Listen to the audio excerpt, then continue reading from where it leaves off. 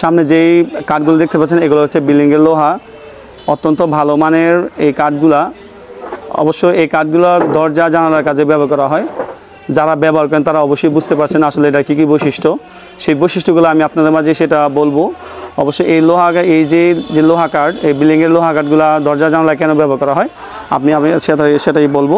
কারণ এই কাঠগুলো যখন আপনি দরজা জানালায় ব্যবহার করবেন, রোদ বৃষ্টি বা বর্ষার মধ্যে বা বর্ষার মৌসুমে যদি পানি পড়ে বা রোদে বা এগুলা কিন্তু কোনো কিছু হয় না, এগুলো বাঁকা হয় না, এগুলো খুবই টেকসই। হ্যাঁ, আর বিশ্বের সবগুলো দেশেই বা বিভিন্ন জায়গায় রেডিমেড ঘরের মধ্যে কিন্তু এরকম বিল্ডিংয়ের লোহা এই কাঠগুলো ব্যবহার করেন দরজা জানালার মধ্যে। আপনি চাইলে কিন্তু আপনার ঘরের মধ্যে কিন্তু এরকম যে বিল্ডিংয়ের লোহার এই কাঠগুলো কিন্তু ব্যবহার করতে পারবেন।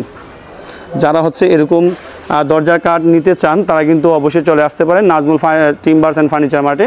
আসলে কিন্তু আপনি সেই বিল্ডিংয়ের লোহার যে কাঠগুলো কিন্তু অবশ্যই আপনারা বা খুচরা বা পাইকারি মূল্যে কিন্তু এগুলো নিতে পারবেন। ধন্যবাদ।